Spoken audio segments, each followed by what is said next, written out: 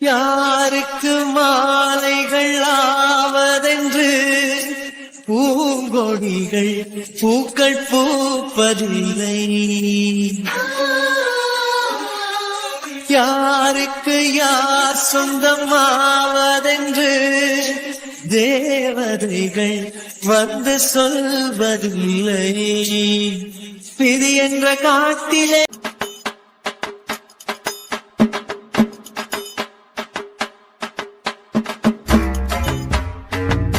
இந்த புள்ள ஹாஸ்பிட்டல் உள்ள என்ட்ரு ஆகும்போதே சொன்னேன், அவன் அட்மிட் ஆயிருக்கான், நீ பார்க்க வந்திருக்க. ஆனா பாரு, கடைசியில உனக்கு தான் அட்மிஷனை போட போறான்னு நான் சொன்னேன். கேட்டுச்சா? கேட்கலையே. அனுபவிச்சுதான் ஆகணும், தலையெழுத்து எழுதியிருக்கு, அனுபவிக்கிட்டோம். பாவம் இந்த புள்ள. கவிதா, கவிதா எந்திரிமா. ப்ரோ, ஏற்கனவே கார்த்தி தான் கார்த்திக் பிரகாஷ்னு தெரிய வந்தப்பவே மயங்க தான் போனான். ஏதோ நான் கூட இருந்ததுனால தண்ணிலாம் கொடுத்து மயக்கம் வராமல் சமாளிச்சிட்டேன். என்னை பற்றியும் டீட்டெயில் கேட்டா, அப்போ எதுவுமே சொல்லலை. கார்த்திகை கூட கார்த்திக் பிரகாஷ்னு ஒத்துக்கிட்டா. ஆனால் கௌதமான என்ன ராஜேஷ்குமார்னு ஒத்துக்க மாட்டாளே. ஏன் ப்ரோ, என்னை பார்த்தா டாக்டர் மாதிரி தெரியல? என்ன ஏன் டாக்டரா இவன் மனசு ஒத்துக்கல? அதுவும் மயக்கம் தெரியவே இல்லை. எனக்கு தெரிஞ்ச எல்லா வைத்தியத்தையும் பார்த்துட்டேன். அது ஒண்ணும் இல்ல சாமி, நம்ம கார்த்திகே ஒரு 6 மாசமா அதுங்கள்ட்ட பழகிட்டு இருந்தான். ஆனா அவன் பேச்சு மட்டும்தான் கோளாறா இருக்கும். ஆனா நீங்க அவங்க கூட இருந்த 10 நாள்லே உங்க பேச்சு கோளாறு, உங்க நட கோளாறு, உங்க ட்ரெஸ் கோளாறு, உங்க டான்ஸ் கோளாறு, இது எல்லாத்தையும் தாண்டி இலக்கியாவை லவ் பண்றேன்ற மொத்த கதையும் அந்த பிள்ளைகிட்ட சொல்லி வச்சிருந்திருக்க. பைத்தியக்கார மாதிரியே ஒருத்தன் சுத்திட்டு கிடந்தானே. கார்த்திக் பிரகாஷ்னு சொல்லும் போது கூட நம்மளுக்கு ஆதரவு கொடுத்தானே. அப்படிப்பட்டவன் நம்மளுக்கு பெஸ்ட் ஃப்ரெண்டா தான் இருப்பானே. அந்த புள்ளையோட ஆழ் மனசுக்குள்ள உங்களை பத்தின ஒரு எண்ணம் இருந்திருக்கும். அந்த எண்ணம் இப்ப உங்களை டாக்டரா பார்த்தோன்னே ஒத்துக்க முடியாம மயக்கம் வந்து கீழே வந்துருச்சு. என்ன ப்ரோ, சைக்காட்ரிஸ்ட் ரேஞ்சுக்கு பேசுறேன்? ஏன் நீங்க ஒரு கார்டியாலஜிஸ்ட் டாக்டரா இருந்துகிட்டு உங்க பொண்டாட்டிக்கு வைத்தியம் பார்க்கணும், அவன் மனசுல இருக்கிற பாரத்தெல்லாம் குறைக்கணும்னு ஒரு சைக்காட்ரிஸ்டா மாறினப்போ நான் நம்ம கவிதாவுக்காக ஒரு சைக்காட்ரிஸ்டா மாறக்கூடாதா? ஃபர்ஸ்ட் ஆஃப் ஆல் கௌதமே, ப்ரோ அப்படி கூப்பிடாதான்னு சொல்லிட்டேன். சரி கழுத இருந்துட்டு போட்டோம், ஆசைப்படுற மிஸ்டர் ராஜேஷ்குமார். அது மிஸ்டர் ராஜேஷ்குமார், அதாவது சைக்காட்ரிஸ்ட்னா என்ன நினைக்கிறீங்க நீங்க? டாக்டருக்கு படிச்சா உங்களுக்கு தெரியாத ஆன்சரா? சைக்காட்ரிஸ்ட் அப்படின்னா நம்ம ஆழ் மனசுல உள்ள விஷயத்த, அதாவது பேசி நம்மளுக்கு புரிய வைக்கிறதும் பேசி நம்மள உணர வைக்கிறதும் தான். அதைத்தான் அத்தனை வருஷம் கோர்ஸா படிச்சுட்டு வராங்க. என்னதான் படிச்சிருந்தாலும் பேசுறதுக்கு ஒரு திறமை இருந்தா மட்டும்தான் சைக்காட்ரிஸ்ட் டாக்டரா ஒரு அச்சீவ்மெண்ட் பண்ண முடியும். ஸோ என்ன சொல்ல வரேன் அப்படின்னா, நல்லா பேசுற எல்லாருமே சைக்காட்ரிஸ்ட் தான், மனசை சரிப்படுத்துற எல்லாருமே சைக்காட்ரிஸ்ட் தான், ஒரு மனசை புரிஞ்சுக்க தெரியற எல்லாருமே ஒரு சைக்காட்ரிஸ்ட் தான். ச்சே ப்ரோ, நம்ம ஒரு பிரான்ச் ஓபன் பண்ணிடுவோமா? மனசு சரியில்லாத எல்லாரையும் கூப்பிட்டு மனசை சரி பண்ணி அனுப்புவோம். ஏண்டா இதெல்லாம் வச்சாடா பிசினஸ் ஸ்டார்ட் பண்ண போறீங்க? அண்ணனுக்கு தம்பிக்கு வேற ஐடியாவே கிடைக்கலையா? அதாவது ப்ரோ, எங்க ஐடியா தாறு மர தக்காளி சோறா வெளியே வர்றதுக்கு காரணமே நீ தான் ப்ரோ. ஏன்னா நீ தான் எங்க மைண்டை ஒரு சைக்காட்டிஸ்ட் நீ சொல்ற அளவுக்கு அப்படி ஃப்ரெஷ்ஷாவே வச்சிருக்கியா. அப்படி ஃப்ரெஷ் மைண்டடா இருக்கிறதுனால தான் எங்களுக்கு பிசினஸ் ஐடியாஸ்லாம் அப்படி குமியுது ப்ரோ. செருப்பு ப்ரோ, அப்பப்ப நீ செருப்புன்னு சொல்ற, அந்த செருப்புன்ற வார்த்தை என் மைண்டுக்குள்ள கேட்டுக்கிட்டே தான் இருக்கு. ஏன் நம்ம செருப்பெல்லாம் மேனுஃபேக்சர் பண்றதுக்கு ஒரு ஃபேக்டரி ஓபன் பண்ணக்கூடாதுன்னு கூட தோணுது. அடப்பாவீங்களா, நீ சொல்ற ஒரு வார்த்தைகளும் எங்க பிசினஸுக்கு அடிக்கல் நாட்டு விழா பண்ற அளவுக்கு இருக்கு ப்ரோ. சீப்ப வெல்கம். அடே, அந்த புள்ளைக்கு ஏதாவது வைத்தியத்தை பாருடா, பாவம் மயக்கத்திலே கிடக்கு. அப்பவே சொன்னேன், ஃபோன் பண்ணது ஒரு 1/2 மெண்டல், அது பேச்சு கேட்டு நம்ம போவேனா, நம்மள தேவையில்லாம முழு மெண்டல் ஆக்கி திருப்பி அனுப்புனேன். கேட்டாளா? மிஸ் பவித்ரா, தட்ஸ் யுவர் லிமிட்னா? என்ன என்ன லிமிட்? நீ ஒரு 1/2 மெண்டல் தானே, ஃபோன் பண்ணி எங்களை கூப்பிட்டது முழு மெண்டல் ஆக்கிறதுக்கு தானே. இதுல என்ன that's your limit? Miss Pavithra, I am owner of this company, okay? Speak respect. Otherwise you speak that way, I will fire you, understood? ஏச்சிப்பா, கிரேட் இன்சல்ட். இல்ல என்ன நினைச்சிட்டு நீ இவ்வளவு பேசுற? சொல்ல, ஐ எம் கார்த்திக் பிரகாஷ், புரியுதா? இங்க பாரு, இது ஒன்றும் ஆஃபீஸ் கிடையாது, இது ஹாஸ்பிட்டலு. இந்த ஹாஸ்பிட்டலில் நான் என் ஃப்ரெண்டு பேஷண்ட்டாக இருக்கா, அவள் கூட இருக்கேன். தேவையே இல்லாமல் என்கிட்ட ஒம்பு வளர்த்துக்கிட்டு இருக்கிறேன். ஒரு பையனுக்கு பதில் சொல்லிக்கிட்டு இருக்கேன். இந்த இடத்துல எங்கே நீ கார்த்திக் பிரகாஷாக இருக்கேன்? எனக்கு தெரிஞ்ச பைத்தியக்காரன் கார்த்தியாக தான் இருக்க, புரியுதா? என்னதான் நீ ஹாஸ்பிட்டல்ல இருந்தாலும் நீ வேலை பார்க்குற கம்பெனியோட ஓனர் நான், புரியுதா? எம்டியா இருந்துட்டு போ, அதில் நான் எதுவும் குத்த சொல்லலையே. ஆனால் இங்கே நான் எம்டியை பார்க்கல வந்துடல, என் ஃப்ரெண்டை பார்க்க வந்திருக்கேன்னு சொல்கிறேன்ல. அப்படி இருக்கும்பொழுது ஹாஸ்பிட்டலில் இருக்கிற ஒரு பொண்ணை வந்து நீ என்னோட கம்பெனியோட எம்ப்ளாயி, நீ என் கம்பெனியோட எம்ப்ளாயி, பார்த்து பேசுனா எப்படி பார்த்து பேச முடியும்? குட்டி தலைவரே, ஏன் ப்ரோ அவங்க தான் வறுத்து எடுக்கிறாங்கன்னு தெரியுதுல்ல, அப்படியே வாயை கொடுத்துட்டு இருக்கீங்க? இருந்தாலும் இவெல்லாம் ஒரு பொண்ணே கிடையாது ப்ரோ. இவகிட்டலாம் ஃபர்ஸ்ட் நான் பேசவே கூடாது. பேசி என் மரியாதையை நானே குறைச்சிக்கவும் விரும்பல. ஹே கவிதா, ஃபர்ஸ்ட் இவ்வளோ மயக்கத்துலேருந்து எழுப்பணும். கவிதா யாரு? நான் எங்க இருக்கேன்? ஏய் அப்படிதான், எந்திரி இங்க பாரு, நீ நல்லா தான் இருக்க. செத்து போன எங்க தாத்தா கண்ணுக்கு தெரியுறாரு. ஐயோ பாவம். ஏய் கவிதா இங்க பாருடி, நீ நல்லா தான் இருக்க. இன்னுமா நான் நல்லா இருக்கேன், போய் சேரலையா? கவிதாமா அப்படிலாம் சொல்லக்கூடாதுன்னு, நீங்க நல்லா தான் இருக்கீங்க. ஐயோ சஞ்சய் ப்ரோ, மரண வாக்குமூலம் எழுதிக்கோங்க. Oh my god. ஏய் கவிதா இங்க பாருடி, என்ன பெரிய பெரிய பேச்செல்லாம் பேசிக்கிட்டு இருக்க. உனக்காக தாண்டி நான் வேலை மெனக்கிட்டு பக்கத்து ரூம்ல அந்த ஆரஞ்சு எடுத்துட்டு வந்து ஜூஸ் போட்டுட்டு இருக்கேன். இதை திருடிட்டு வந்ததுக்கு எப்போ பக்கத்து ரூம்காரன் வந்து சண்டை போட போறானோ, அதெல்லாம் தாங்கிறதுக்கு மன தைரியம் இருக்கா? பைத்தியம், ஓனர்னு சொல்லிக்கோ. இன்னும் இந்த புத்திலாம் இதை விட்டு போல பாறேன். என் புத்திக்கு என்னடி குறைச்சலு சொல்லு, என் புத்திக்கு என்னடி குறைச்சலு. நான்லாம் இந்த மாதிரி பண்றவன் தான், புரியுதா? ஆனா நீ தான் தேவையில்லாம கேவலமா ஒருத்தவங்களை பத்தி ஜட்ஜ் பண்றது, கேவலமா பேசுறது, இந்த மாதிரி எல்லாம் கேரக்டர் வச்சிருக்க. அப்போ உன்னெல்லாம் என்னடி சொல்லணும்? நான் என்னடா கேவலமா பேசினேன்? உண்மையை தான் சொன்னேன். அப்படி உண்மையை சொல்லும்போது உனக்கு என்ன குத்துதா கொடையுதா? ஆமாண்டி, குத்துது கொடையுது. என்ன இப்போ? வாடி பொடின்னு கூப்பிட்றவளை வச்சுக்கிட்ட வாயை உடச்சிடும் பார்த்துக்க. அப்படி தாண்டி கூப்பிடுவேன், திமுறா பேசினா அப்படிதான் கூப்பிடுவேன். ஐயோ இதுங்க திருந்த வாய்ப்பே இல்லையே சஞ்சய் ப்ரோ. சொல்லுமா கவிதா, இங்கதான் இருக்கேன். உங்களை நம்பிதான் இப்ப நான் மரண வாக்குமூலம் கொடுக்க போறேன். வேணாம்மா, அப்படிலாம் பேசக்கூடாது. அப்படிதான் பேசுவேன், அதுக்கு மேலேயும் பேசுவேன். இப்ப நீங்க பேப்பரையும் பேனாவையும் எடுப்பீங்களா மாட்டீங்களா? அப்படியே ஃபோன் ரெக்கார்டையும் ஆன் பண்ணிக்கங்க.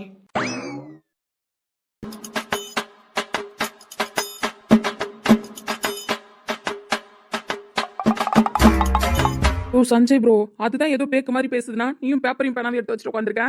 அடே சீரியஸான மேட்டர்டா. அவன் மயக்கம் இவ்வளவு நேரம் தெரியாம இருக்கும்போதே நான் நினைச்சேன் அவன் மனசுக்குள்ள ஏதோ ஒரு தாக்கம் அழுத்தத்தை கொடுத்துருக்குன்னு சொல்லிட்டு. அவன் மனசு படபடன்னு இருக்கு, அவ உடம்பு விடவிடன்னு இருக்குன்னு அவ எடுத்த முடிவு தான் இதெல்லாம். கவிதாவுக்கும் பவித்ராவுக்கும் வேணும்னா உண்மை தெரியாம இருக்கலாம். இந்த பாரு, இந்த நாதாரி நாய் உங்ககிட்ட சொல்லியிருக்கோம், நான் யாருன்னு தெரியும்ல. நீங்க வேணா பாருங்கடா, நான் இதை பெட்டிஷன் அனுப்பி கேஸ் ஃபைல் பண்றேனா இல்லையான்னு. ப்ரோ இவனுங்கள்ட்ட பேசாதீங்க ப்ரோ, மைண்டை டைவர்ட் பண்ணிடுவானுங்க. எல்லாம் ஒன்னால தாண்டி மூட்டை கண்ணி. எல்லாம் ஒன்னால தான்டா பைத்தியக்காரா. ஐயோ ப்ரோ, ஃபர்ஸ்ட் இதுங்க ரெண்டுத்து மேல கம்ப்ளைண்ட் எழுது ப்ரோ. சொல்லுமா, விரிவா விளக்கமா சொல்லு, அப்பதான் கம்ப்ளைண்ட்டை நல்லா பவர்ஃபுல்லா ஃபைல் பண்ண முடியும். ஸ்டார்டிங்ல இருந்து சொல்லுமா. உன் பேரு? ஏயா நீ வேற படுத்துற, என்னால பேசவே முடியல. இதுல என் பேர் உனக்கு தெரியாதா? சொல்லு. அது ப்ரொசீஜர் படி கேட்கும்போது அப்படிதான் கேட்கணும். இந்த பாரு, இப்படிலாம் பேசுனீங்கன்னா அப்புறம் நான் கம்ப்ளைண்ட் ஃபைல் பண்ண மாட்டேன். ஐயோ எனக்கு இருக்கிற ஒரே மன ஆறுதல், நீங்க இந்த கம்ப்ளைண்ட்டை எப்படியாவது போலீஸ் ஸ்டேஷன்ல சேர்த்துருவீங்கன்றதுதான். அதனால எழுதிக்கிங்க. சொல்லுமா. பவித்ரான்னு ஒரு பொண்ணு. பவித்ரா ரெண்டு பொண்ணு இல்லம்மா. ஐயோ முதல்ல உன் மேல கம்ப்ளைண்ட்டை போடியா, அதுக்கப்புறம் அடுத்தவங்க மேல இருக்கிற கம்ப்ளைண்ட்டை எழுதலாம். இல்ல நான் கேட்க மாட்டேன்னா, அது ஒரு ஃப்ளோல வந்துருச்சு. பவித்ரான்னு ஒரு பொண்ணு காலேஜ் படிக்கும்பொழுது ஃப்ரெண்டா இருக்குமான்னு கேட்டா. பார்த்த ஃபர்ஸ்ட் லுக்லே சரி நம்மள மாதிரி இது ஒரு பேக்கு மாதிரி தான் இருக்கு, அதனால இது கூட ஃப்ரெண்ட்ஷிப்பை கண்டினியூ பண்ணுவோன்னு பண்ணேன். ஏய் கவிதா, இப்ப நீ சாவல்னாலும் உன்னை நான் கொலை பண்ணிடுவேன் பாத்துக்க. யாரை பார்த்து பேக்குன்ற? அப்படி தாண்டி சொல்லுவேன். நீ என்ன கொன்னாலும் உன் மேல கம்ப்ளைண்ட் உண்டு, இல்ல நீ என்ன கொல்லாம விட்டாலும் உன் மேல கம்ப்ளைண்ட் உண்டு. இந்த பைத்தியக்காரன் உன்னை கூட்டு இந்த படுக்க வச்சிருக்கிறதுக்கு நான் எங்கடி வந்தேன்? சொல்றேன், மரண வாக்குமூலத்தை முழுசா கேட்கணுமா இல்லையா?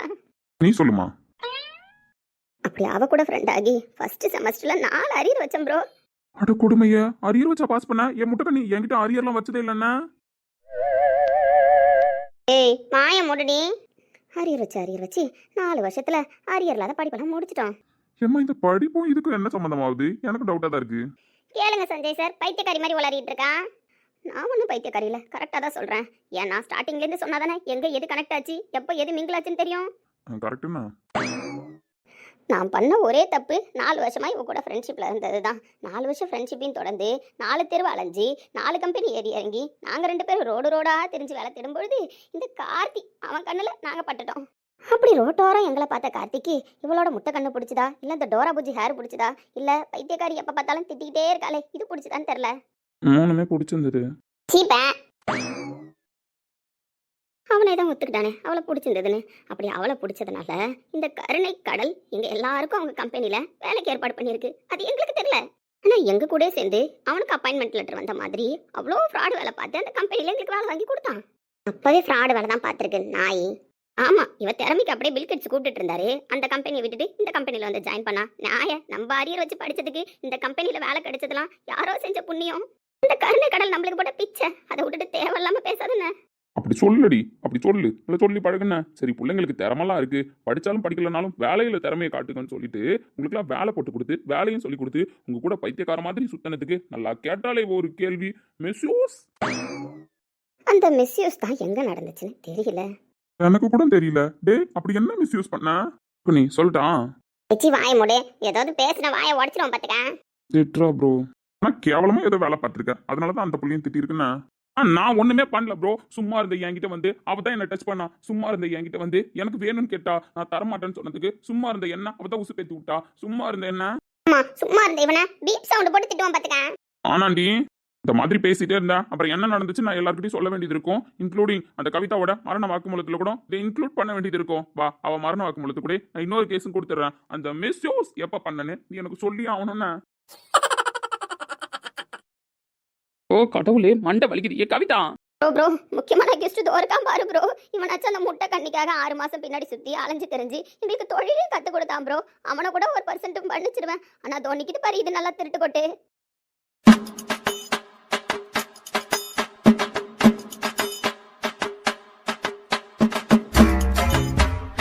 அடே உனக்கு நான் என்ன பாவண்டா பண்ண சொல்லு. மூச்சுக்கு முன்னொரு தடவை நான் வேலை பார்த்துட்டு இருந்தாலும் என்ன வேலை பார்க்க விடாம கவிதா இலக்கியா மேம் போறாங்க. கவிதா இலக்கியா மேம் அழகா இருக்காங்க. கவிதா வாங்கிட்ட புலம்பி தான் பவி லவ் கார்த்திக் லவ் சக்சஸ் ஆச்சு. கவிதா வாங்கிட்ட நான் புலம்பிக்கிறேன். கவிதா கவிதா கவிதான்னு என் பின்னாடி சுத்தி வந்ததுக்கு நல்லா மறைச்சிருக்க பாருடா உண்மைய.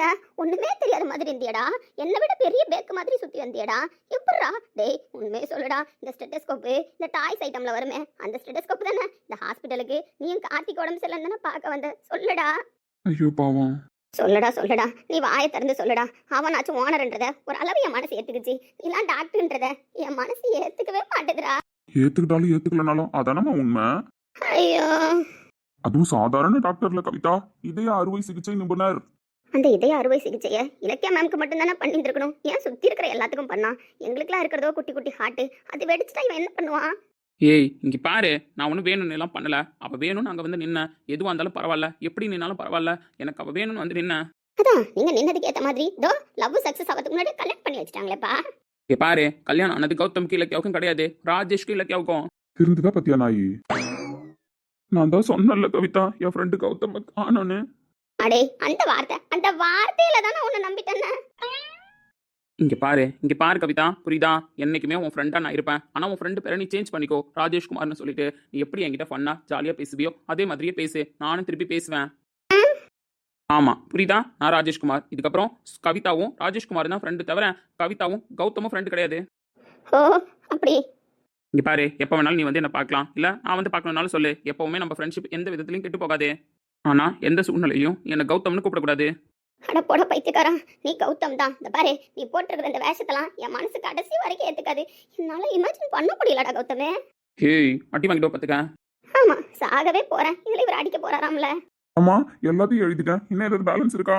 இந்த ஆள் உண்மையில நான் செத்துருவன் முடிவு பண்ணிட்டாரு போல. ஒரு பேச்சுக்கு மரண வாக்குமூலம் எழுதுனா உண்மையிலே பேப்பரும் பேனாவும் எடுத்து வச்சு எழுதுறாரு. கவிதா உனக்கு சின்ன வயசுமா, வாழ வேண்டிய வயசுமா, இவனுங்களுக்காக நீ ஏன் சாவற அப்படின்னு கேட்கிறாரா பாரு. இப்போ ஒருத்தவங்களுக்கு ஒரு விஷயம் செய்ய பிடிச்சிருக்குன்னு வச்சுக்கோயேன், அந்த விஷயம் அவங்க பிடிச்சிதான் செய்யறாங்கன்னு நம்மளுக்கு தெரியும். அப்படி பிடிச்சி செய்யற விஷயத்த நம்ம போய் தேவையில்லாம டிஸ்டர்ப் பண்ணக்கூடாது. அதே போலதான் இப்ப நீ சாகணும்னு முடிவு பண்ணிட்ட, அதை பிடிச்சிதான் செய்யற. அப்படி பிடிச்சி நீ சாகணும்னு முடிவு பண்ணத நான் எப்படிமா தடுக்க முடியும்? சஞ்சய் ப்ரோ, ஃபர்ஸ்ட் நேமா யார் எழுதிருக்க? Pavithra. Second name Karthi. Third name Gautham என்கிற ராஜேஷ்குமார். இவங்க எல்லாருக்கும் மேல உன் நேம போடு, சஞ்சய்னு. சூப்பர்ண்ணா. எப்பவுமே சஞ்சய் ப்ரோ தான் தலைமை தாங்கணும் எந்த விஷயமா இருந்தாலும். சோதனை மேல் சோதனை போதுமடா சாமி. என் பேர் இதுக்கு எழுதணும்? யோ ஏன்னா நீ ஒரு சீக்கிரட்டை மறைச்சிட்டு தான் இருக்க. அது என்ன சீக்கிரட்னு தான் புரிய மாட்டுது. இந்த ரோஹித் சார் வெக்கப்படுறாரு, தலை குனிறாரு, இந்த டிஎல் மேடம் கிட்ட சைட் அடிக்கிற மாதிரியே பேசுறாரு, சைட் அடிக்கிற மாதிரியே பழகுறாரு. அதெல்லாம் உங்ககிட்ட சொன்னா இந்த கண்டுக்க மாட்டேறியே. நாளை பின்ன அவர் வாழ்க்கையில ஒரு பிரச்சனை வரும்பொழுதும் இந்த கவிதாவுக்கு தெரிய வந்துச்சுன்னா அது என் மனசு தாங்குமா? கவிதா உண்மையாவே ரோஹித் ப்ரோ டிஎல் மேம சைட் அடிக்கிறாரா? அடே தெரியாத மாதிரியே பேசாதடா. எல்லாருக்கும் தெரிஞ்சுதாண்டா அவர் சைட் அடிக்கிறாரு. ஆனா அவர் சைட் அடிக்கிறத நான் மட்டும் பார்த்து உங்களுக்கு சொல்லிட்டு இருக்கேன். நீங்களா யாருன்னு சொல்ல மாட்டீங்க. உன் ப்ரோவை கண்டிச்சு வைடா. அவர் டிஎல் மேம தான் சைட் அடிக்கிறாரு. இப்ப வரும்பொழுது கூட என் போன்ல இருந்து போன் பண்ணி அவங்க கிட்ட மூக்க போட்டாரு தெரியுமா? அடே இந்த விஷயம் உனக்கு தெரியாது அப்படிதானே? ப்ரோ என் ப்ரோக்கு லவ்னா என்னன்னே தெரியாது ப்ரோ. அவர் மேல இப்படி சைட் அடிக்கிறாருன்னா பழிய போட்டா நான் ஒத்துப்பேனா ப்ரோ? அது ஒரு எம்டி சாதாரண டிஎல் என் ப்ரோ சைட் அடிக்க போறாரு. அடே அண்ணனும் தம்பியை சேர்த்து அந்த புள்ளைய கொண்டுடாதீங்கடா. இந்த வாட்டியாச்சும் அட்மிட் தான் ஆச்சு, அடுத்த வாட்டி போய் சேர்ந்துருடா. அப்புறம் மரண வாக்குமூலம் நான் பக்கத்துல உட்காந்து வாங்க முடியாது, அது கூட மேல போய் தாண்டா வாங்கிட்டு வரணும். ஏன் பொடி வச்சு பேசுறீங்க? அப்ப இந்த சீக்ரெட் இருக்கா? அதெல்லாம் இல்ல. அடே உன் திருட்டு முடிய பார்த்தாலும் சஞ்சய் ப்ரோ பேசுற பேச்ச பார்த்தாலும் ஆபீஸ்ல மீதி இருக்கிறவங்களா யாருடா? உனக்கு சொந்தக்காரங்களா? இல்ல. அடே கௌதமே உனக்கு சொந்தக்காரங்களா? ஆல்மி ராஜேஷ்குமார். ஐயோ இவன் வேற. ஐயோ டாக்டர், உங்களுக்கு சொந்தக்காரங்களா? நீ இப்படி கூட கூப்பிடு, நல்லா தான் இருக்கு. எனக்கு சொந்தக்காரங்க கிடையாது. அப்ப மத்த ஸ்டாஃப்லாம் யாருன்னு சொல்லிடுங்களேன். ஒரே வழியா ட்ரீட்மெண்ட் முடிச்சிட்டு வரேன். அப்படிலாம் சொல்ல முடியாதுமா, ஒருத்தவங்களா தான் ரிவீல் பண்ண முடியும். அப்ப இன்னும் நீங்க ரிவீல் பண்ற முடிவுல தான் இருக்கீங்க. ரிவீல் பண்ணிட்டே தான் இருப்பீங்களா யாராருன்னு? இவனுங்க நீ சாவர வரைக்கும் ரிவீல் பண்ணிட்டே தான் இருப்பானுங்க. இதெல்லாம் கேட்டு நீ சாவாம இருந்தா சரி. இங்க பாரு, கௌதமோ ராஜேஷ்குமாரோ உன் ஃப்ரெண்டு நானு, அவ்வளவுதான், புரியுதா? இதுக்கப்புறமா உனக்கு நிறைய மயக்கம் வரலாம் சான்சஸ் இருக்கு. ஏன்னா அவ்வளோ ரகசியம் அந்த ஆஃபீஸ்ல பொட்டி கிடக்கு. அப்படி எல்லா ரகசியமும் தெரியும் போது நீ எனக்கு லாஸ்டா ஒரு மிஸ்டு கால் எமர்ஜென்சிக்கு கொடுத்துட்டு மயக்கம் வச்சு விடு. ஹாஸ்பிட்டல்ல இருந்து ஆம்புலன்ஸ் அனுப்பி வைக்கிறேன். அப்படியே ஏறி படுத்துட்டு வந்துருன்னா. என்ன ரகசியம் இருக்கா? ஐயோ ரகசியம் நிறையவே இருக்கு. சரி நான் கிளம்புறேன். பேஷண்ட்லாம் வெயிட் பண்ணுவாங்க. நான் போய் அவங்கள பார்க்கணும். இங்க பாரு, உனக்கு ட்ரிப்ஸ் போட்டிருக்கேன். ட்ரிப்ஸ் ஏறட்டோன்னா அவன் ஜூஸ் போட்டுட்டு இருக்கான். அந்த ஜூஸ் ஒழுங்கா வாங்கி குடி. என்னடா பிஸியா இருக்கிற மாதிரியே நடிக்கிறேன்? ஆபீஸ்ல இருக்கும்போதெல்லாம் நாங்க பிஸியா இருந்தாலும் ஜாலியா இருங்கன்னு சொன்னேன். இப்போ உன் ஹாஸ்பிட்டலுக்கு வந்துட்டோன்றதுனால நீ ஸ்ட்ரிக்டா இருக்க. இப்படிலாம் இருக்க கூடாதுடா. பத்தியா, உனக்கே தெரியுது அந்த நாய் நம்ம ஆபீஸ்ல வெட்டியா தான் இருந்துச்சு. ஆனா இந்த ஹாஸ்பிட்டலுக்கு வந்ததுல இருந்து இவ்வளவு ரூல்ஸ் பேசலாம் தெரியுமா? ஏண்டா உனக்கு வந்த ரத்தம் எங்களுக்கு வந்த டொமேட்டோ சட்னியா? இங்க பாருங்க, ஆஃபீஸும் ஹாஸ்பிட்டலும் ஒன்னா. இங்க பேஷண்ட் சீரியஸா இருக்காங்க. ஒரு செகண்டும் நம்ம ஒழுங்கா ஒர்க் பண்ணணும், புரியுதா? அது ரொம்ப முக்கியம். எனக்கு என் பேஷண்ட்ஸ் முக்கியம், என் ஹாஸ்பிட்டல் முக்கியம். அதனால நான் போய் பேஷண்ட்ஸை பார்க்குறேன். ஒழுங்கா நீ மயக்கத்துல இருந்து தெளிஞ்ச உடனே என்ன கூப்பிடு. இன்னும் 4 இன்ஜெக்ஷன் போட்டு அனுப்புறேன் வீட்டுக்கு. ஏன் ப்ரோ, இவனுக்கு மட்டும் தான் இவன் ஹாஸ்பிட்டல் முக்கியமா? நம்மளுக்கு நம்ம ஆபீஸ் முக்கியம் இல்லையா? இவன் விட்டுட்டு அந்த ப்ராஜெக்ட் யார் பண்ணுவான்னு கேளு ப்ரோ. ப்ராஜெக்டை பண்ணுங்க, இல்லை பண்ணாம போங்க. உங்க கம்பெனி வளருது இல்லை வளராம போகுது, அதை பத்திலாம் எனக்கு கவலை இல்லை. நம்பிக்கை துரோகி. அடே, உள்ள இருக்கிற கௌதம தான் 4 நாள் அனுப்பி வை, ஏன் ப்ராஜெக்டை முடிக்கட்டும். கௌதம் ஓடி போயிட்டான்னு சொன்னீங்களா? ஓடி போனதாவே இருக்கட்டும். ஓடி போன கௌதமை தேடி கண்டுபிடிக்க முடியாத கண்டுபிடிச்சிட்டு வந்து ப்ராஜெக்டை பண்ண வைங்க. இந்த ராஜேஷ்லாம் வரமாட்டான். மறுபடியும் பாடுறான். ஏன் ப்ரோ, உண்மையிலே டாக்டரா? அப்படி அவன் வயல சொல்லியிருந்தா கூட எனக்கு கொஞ்சம் டவுட் இருந்திருக்கும். பட் இலக்கிய அம்மாவை ஆபரேஷன் பண்ணி காப்பாத்துறது அவன் தான். அப்ப உண்மையிலே தான் படிச்சு டாக்டரா இருந்திருப்பான். அடே, அந்த ஜூஸை எவ்வளவு நேரமாடா புடியிற? குடுடா. நீ இருடி, ஏற்கனவே புரிஞ்சத உனக்கு மயக்கம் தெரியலன்னு நான் குடிச்சிட்டேன். திரும்ப ஃபர்ஸ்ட்ல இருந்து புரியுறேன்னா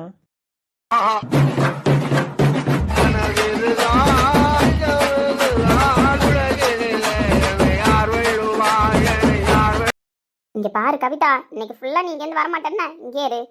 ஏய், அவ கிடக்குறான். நான் பயமுறுத்துறான்னா இரு, உனக்கு நான் ஜூஸ் போட்டு கொடுத்து அவங்ககிட்ட இருந்து 4 இன்ஜெக்ஷன் கடை வாங்கி போட்டு உன்னை தேத்தி தெம்பா அனுப்புறேன்டி. என்ன ப்ராஜெக்ட் பண்ணும் பாரு. சஞ்சய் ப்ரோ, நீ ஒன்றும் கவலைப்படாது கவிதா, இதெல்லாம் கூட நான் இன்க்ளூடட் மரண வாக்குமூலத்தில் எழுதிட்டு தான் இருக்கேன். மரண தருவாயில் ஒரு பெண் மரண படுக்கையில் படுத்திருக்கும் பொழுது தன் மரணத்தை எண்ணி கவலை கொண்டிருக்கும் பொழுது அவளை மரணம் வந்து அழைப்பதற்கு முன்னதாகவே தற்கொலைக்கு முயற்சி செய்யுமாறு ஒருவனின் பேச்சு இருந்ததே. அவன் பெயர் கார்த்தி. அடடா, ஆச்சரியக்குறி. சஞ்சய் ப்ரோ, உன் கவிதை திறமையை காட்டுறதுக்கு இதுவா நேரம்? இல்லம்மா, நீ ஆசைப்பட்டா மரண வாக்குமூலத்தை கூட இவ்வளவு ரசனையா நான் எழுதிட்டு இருக்கேன். ஏன்னா நீ பேசுற ஒரு வார்த்தையும் எல்லாரும் படிக்கும் பொழுது அவ்வளவு ரசனையோட இருக்கணும். ஐயா அப்படின்னு ஸ்கிப் பண்ணிட்டு போக கூடாதுல்ல. போக கூடாது. யோ, அப்படியே கையோட போய் ஒரு பால் டைல் வாங்கிட்டு வா, குடிச்சிட்டு செத்துறேன்னா. ஐயா, அதெல்லாம் நான் ஏன் கையால வாங்கிக்க மாட்டோமா? தப்பு.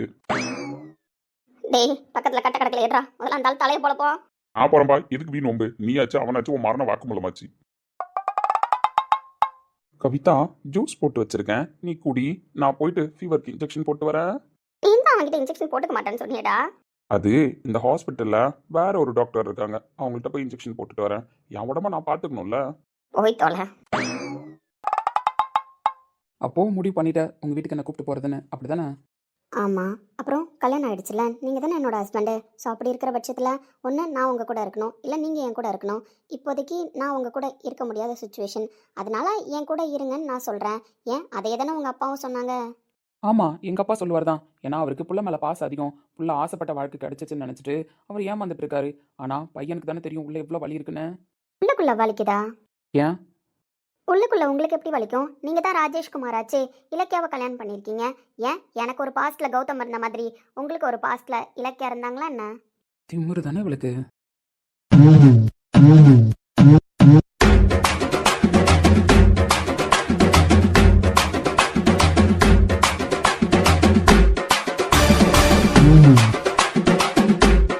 இலக்கியாவா இருக்கிற உங்களுக்கு வேணும்னா பாஸ்ட்ல கௌதம்னு ஒரு பையன் இருக்கலாம். ஆனா ராஜேஷ்குமாருக்கு எந்த பாஸ்ட்லயும் இலக்கியான ஒரு பொண்ணு கிடையாது. ப்ரெசென்ட்ல அவன் ஒய்ஃப் பேர் மட்டும்தான் இலக்கியா. அப்புறம் என்ன உங்க மனசுக்குள்ள வலி இருக்கு? வலி இருக்கக்கூடாது தானே? எவ்வளோ நடந்தாலும் உன் திமிரு அடங்க மாட்டதுல. கூடவே பிறந்தது அடக்கலாம் முடியாது. அடக்கி காட்டுறண்டி. கௌதம வெளியே வர வச்சு காட்டுறேன்டா. ஆமா, எஸ்டர்டே என்கிட்ட பேசும்போது ஏதோ ஒரு விஷயம் சொன்னியே. எஸ்டர்டே பேசும்பொழுது தான் நிறைய விஷயம் சொன்னேன். அதில் எந்த விஷயம் கேட்குறீங்க? பரவாயில்ல, வாங்க போங்கலாம் மரியாதை கொடுக்குறாளே. உங்களை தான் கேட்குறேன், எந்த விஷயம்? இல்ல, கௌதம்னு ஒரு பையன் இருந்தான், அவன் உங்களை விட்டு போயிட்டான். அப்படி ஒரு பையன் வந்தாலும் அவனை நான் ஏற்றுக்க மாட்டேன். ராஜேஷ்குமார் கூட என்னோட மேரேஜ் லைஃப்பை ஸ்டார்ட் பண்ணுறதுக்கு எனக்கு விருப்பம்ன்ற மாதிரி இதை சொன்னீங்க. இப்போவும் அதுதான் சார் சொல்கிறேன். கௌதம் பற்றி நான் நினைக்கவே இல்லையே. ராஜேஷ்குமார் கூட என்னோட மேரேஜ் லைஃப்பை ஸ்டார்ட் பண்ணுறதுக்கு எனக்கு விருப்பம் தான். அப்போது ராஜேஷ்குமாரை உன்னோட ஹஸ்பண்டாக ஏற்றுக்கிட்ட அப்படி தானே? ஆமாம். சரி, அப்போது உங்கள் வீட்டுக்கு நான் வரேன் அப்படின்னா உங்கள் அம்மா ஒரு சில விஷயம்லாம் செய்ய சொல்லுவாங்க. புரியல. இல்லைம்மா, நீ தானே ராஜேஷ்குமார் கூட வாழறதுக்கு முழு சம்மதம் சொல்கிறேன். அதனால் ராஜேஷ்குமாரை உங்கள் வீட்டுக்கு வந்ததுக்கப்புறம் எல்லாரும் வேடிக்கை பார்க்க மாட்டாங்க, அடுத்தடுத்த ஸ்டெப் எடுப்பாங்க தான். புரியுதா? அதாவது நீயும் நானும் நாளைக்கு ஜோடியாக போகும்போது ஃபஸ்ட்டு ஆர்த்தி எடுப்பாங்க. அதுக்கப்புறம் நம்ம 2 பேருக்கு நடக்க வேண்டிய சாஸ்திர சம்பிரதாயம் எல்லாம் ஏற்பாடு பண்ணுவாங்க. அப்படி ஏற்பாடு பண்ணால் ராஜேஷ்குமாரா நானும் இலக்கிய கூட வாழறதுக்கு ரெடி தான். வாழ்க்கையை ஸ்டார்ட் பண்ணலாமா?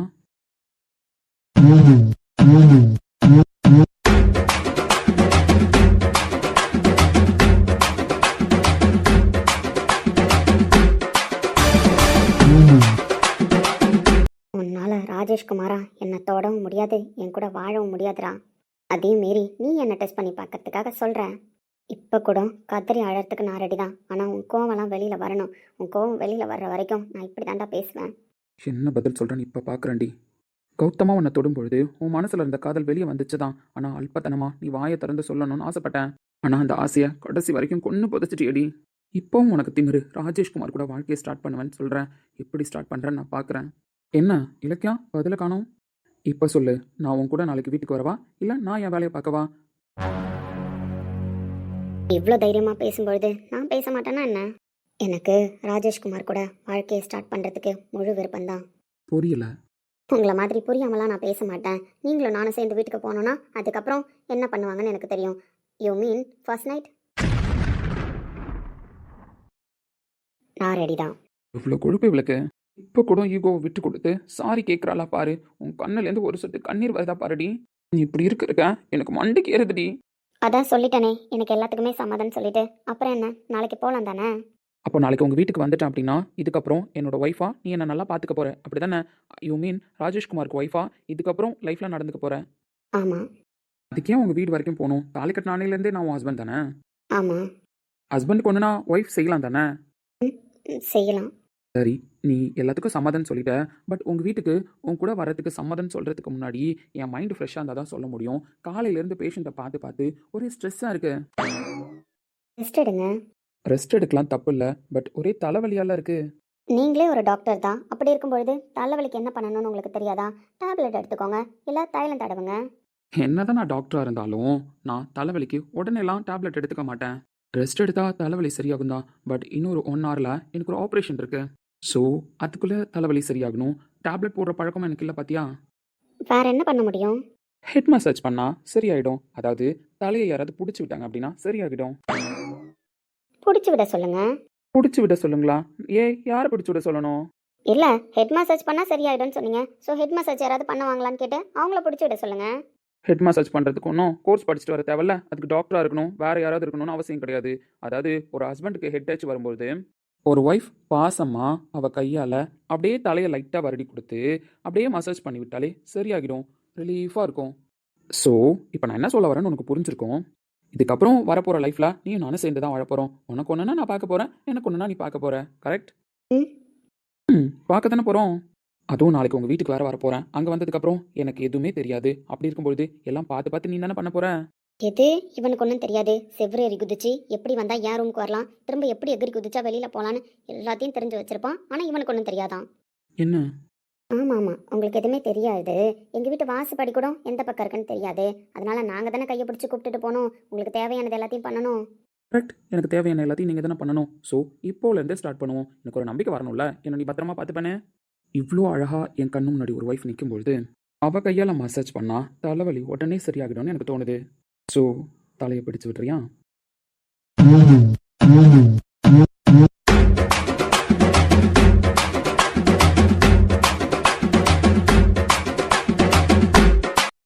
இல்லை, தைலம் ஏதாவது அப்ளை பண்ணவா? தைலம் அப்ளை பண்ணுற பழக்கம் எனக்கு கிடையாது. சொல்லப்போனால் தைலம் ஸ்மெல் எனக்கு பிடிக்கவும் பிடிக்காது. டேப்லெட் நான் யூஸ் பண்ண மாட்டேன். ஈவினிங் எனக்கு ஒரு ஆப்ரேஷன் இருக்குது. ஸோ நான் பீஸ்ஃபுல்லாக இருக்கணும். உனக்கு வேற ஆன்சர் சொல்லணும். உங்கள் வீட்டுக்கு நான் வரேனா வரலையான்னு சொல்லிட்டு இதுக்கெலாம் நான் யோசிக்கணும்ல. மைண்டு ஃப்ரீயாக இருக்கணும்ல. தலைவலி இருந்தால் எப்படி யோசிக்க முடியும்? ஸோ நீ வந்து அப்படியே 2 கையால் தலையில் மசாஜ் பண்ணிவிட்டா அப்படின்னா தலைவலிலாம் இப்போ உடனே சரியாகிடும். நானும் எஸ்ஆர்னு ஆன்சர் சொல்லிடுவேன். பீஸ்ஃபுல்லாக ஆப்ரேஷனையும் முடிச்சிடுவேன். ஒரு ஒய்ஃபா ஒரு ஹஸ்பண்டுக்கு அவரை ரிலாக்ஸாக வச்சுக்கிறதுக்காக ஒரு ஒய்ஃப் ஹெட் மசாஜ் கூட பண்ண மாட்டாளா? உன்னெல்லாம் உன் வழியில் போய் மட்டும்தான்டா திருத்தணும். வாங்க அப்படியே பின்னாடி நின்று 2 கையாலையும் இதோ இந்த இடத்துக்கிட்ட புருவத்துக்கிட்ட கையை வச்சு அப்படியே லைட்டாக மசாஜ் பண்ணிங்க அப்படின்னா ரிலீஃப் ஆகிடும் பெயின்லாம். என்ன பண்ணுவீங்கல்ல? ஏன்னா நீங்கள் தான் என்னோட ஒய்ஃப் ஆச்சே. என்ன நல்லா பார்த்துப்பீங்களா பார்த்துக்க மாட்டீங்களான்னு நீங்கள் பண்ணுற ஹெட் மசாஜ்லேயே தெரிஞ்சிரும். வாங்க, டைம் வேஸ்ட் பண்ண வேணாம்ல. நிதி மிச்சமின்றி சேர்ந்தால் அது ஆலிங்கனம்.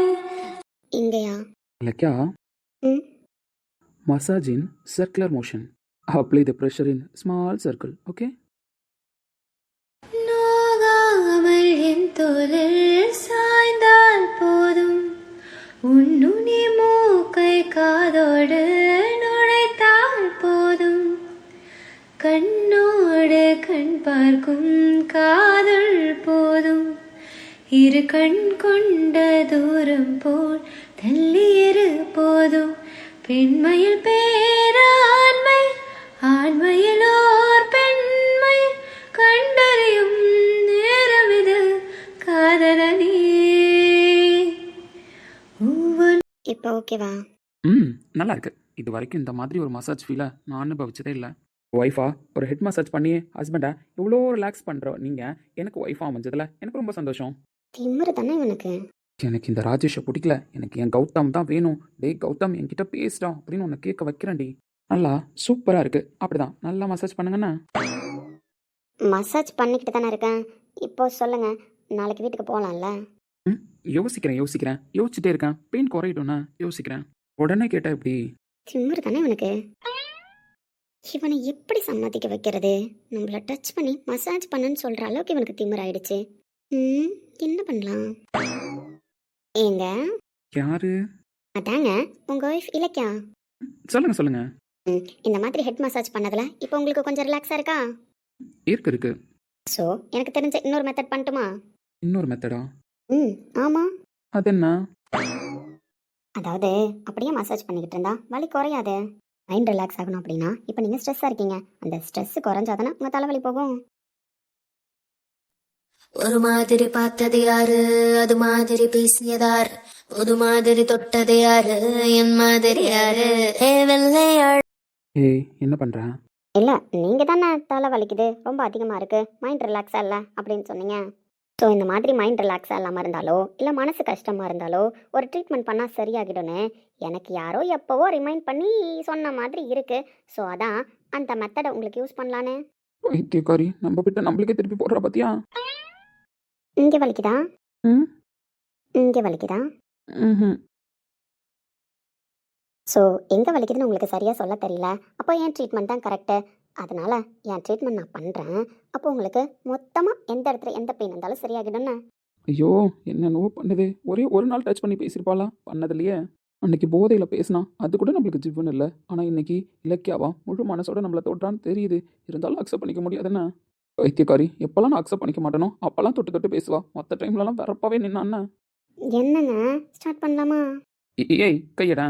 என்னங்க ஃபர்ஸ்ட் நைட் ரேஞ்சுக்கு யோசிச்சிட்டீங்க. இதுக்கப்புறம் இதெல்லாம் சாதாரணம் தானே. ஸோ இந்த ஸ்டெப்லேருந்து போனால் தான் அந்த லெவலுக்கு போக முடியும். என்ன என்னுள்ளம் உனக்கே மிஸ் ஆனது நெஞ்ச ஃபிக்ஸ் ஆனது தீயில பஞ்ச ஃபிக்ஸ் ஆனது நின்ன செஞ்ச லிப்ஸ் ஆனது கொஞ்ச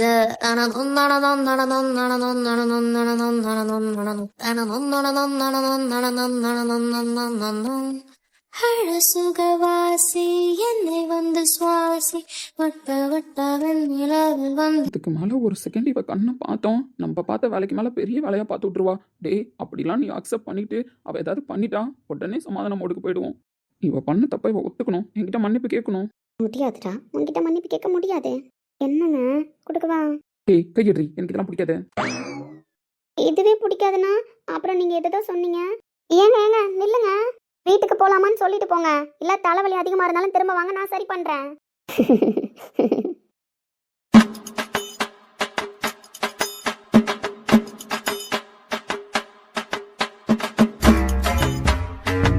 டேய் மார்னிங்லேருந்தே ஃபீவரில் தானே இருக்கேன், இன்ஜெக்ஷன் போட்டுக்கிட்டா என்ன? அவங்ககிட்ட எதுக்கு மல்லு கட்டிட்டு நிற்கிறேன்? சும்மா காடு பேத்துறான் பின்ன அதான் தெரியாம பண்ணிட்டேன்னு சொல்றான்ல. அவன் வாழ்க்கைக்காக தானே பண்ணேன், அதை புரிஞ்சுக்கவே மாட்டான். என்கிட்ட இந்த மாதிரிலாம் அவன் மூஞ்சி தூக்கி வச்சுட்டு பேசாம இருந்ததே கிடையாது தெரியுமா. புரியுதுடா, பட் அவன் நிலமையில இருந்து யோசி. அவன் டோட்டலாக வெக்ஸ் ஆகி போயிருக்கான். புரியுது, அதனால தான் சரி எப்படியாவது அவனை கன்வின்ஸ் பண்ணிடலாம்னு யோசிச்சுட்டு இருக்கேன். பட் எதுக்கும் ஒத்துழைப்பு கொடுக்க மாட்டானே. அதெல்லாம் கொடுப்பான், நீ மனசை விட்டுறாதானே. ம், பார்க்கலாம். இங்கே பாரு, நீ ஆக்டிவாக இருந்தால் தான் உன் ஃபேமிலியும் பார்த்துக்க முடியும், உன் கௌதமையும் சரி பண்ண முடியும். ஸோ அதனால் நீ ஃபஸ்ட்டு ஆக்டிவாக இருன்னு நான் இன்ஜெக்ஷன் போடுறேன், ஒழுங்காக போட்டுக்கோ. ம், போட்டுக்கிறேன், எடுத்துட்டு வா. கண்ணி, நீ பண்ண தப்ப ரியலைஸ் பண்ணாம திரும்ப திரும்ப வாய் அடிக்கிறல்ல. இங்கே பாரு, உன்னை கவிதா கூப்பிட்றா. யாருடா? அது ஒரு அன்வான்ட் ஸ்பீக்கு. நீ போய் ஊசி எடுத்துட்டு வா, போடணும். நல்லா உனக்கு என் மேலே அக்கறை இருக்கு, நான் இன்ஜெக்ஷன் போட்டுக்கணும்னு. மற்றவங்களுக்குலாம் அக்கறை இருக்கா என்ன? யாரடா இப்போ பேசுகிறேன்? இங்கே பாரு, உன்னை கவிதா கூப்பிட்றான்னு சொன்னேன். யாரு மணி? டாக்டர், அங்கே ஒரு பேஷண்ட் அட்மிட் பண்ணியிருக்காங்க, காலையில் மயக்கம் வந்து. ஆமாம். அந்த பேஷண்ட்டுக்கு சொந்தக்காரர் தான் நிற்கிறாரே, இவர் தான். அந்த பேஷண்ட் இவரை கூப்பிட்றாங்க. ஏதோ ஒரு பொண்ணு மயக்கடிச்சு விழுந்துருச்சுன்னு சொல்லிட்டு ராஜேஷை போய் ட்ரிப்ஸ் போட்டானே அந்த பொண்ணா? ஆமாம் டாக்டர். ஏய் ஸ்வேதா, நீ விடு, நான் பார்த்துக்கிறேன். அவள் கவிதா என்னோட ஃப்ரெண்டு தான், நான் அவளை போய் பார்த்துக்கிறேன். நீ இங்கே பாரு. சொல்றா. ரொம்ப நாளாக உங்ககிட்ட இந்த கொஸ்டினை கேட்கணும்னு நினச்சேன். ரொம்ப நாளாக கேட்கணும்னு நினச்சியா? அப்படி என்ன கொஷின்ரா? கமிட்டடா? இல்லடா, ஏன்? ரொம்ப நாளாவே உங்க நான் பார்த்துருக்கேன், பேசியிருக்கேன். உன் கேரக்டர் பற்றி எனக்கு நல்லாவே தெரியும். கௌதமும் சொல்லியிருக்கான். சரி. அதான் நம்ம 2 பேரும் கமிட் ஆகலான்னு. அடப்பாவி, ஆல்ரெடி நீ கமிட்டட்னு நான் கேள்விப்பட்டேனடா. Wrong information. புரியல. நான் கமிட் ஆன பொண்ணு என்னை விட்டு போயிடுச்சு. எங்க வீட்டில் கமிட் பண்ணி விட்ட பொண்ணு ராஜேஷை கல்யாணம் பண்ணிட்டு போயிடுச்சு. பேச்சு வக்கல கண்ணடிக்கிற காத்து வக்கல கை பிடிக்கிற டுபுக்கோ டுபுக்கு டுபுக்கோ டுபுக்கு நீ நடக்கிற நாடகத்துல நான் நடிக்கிற பாத்திரத்துல சிலுக்கோ சிலுக்கு சிலுக்கோ சிலுக்கு எனக்கு நான் காத்தடிப்பேன்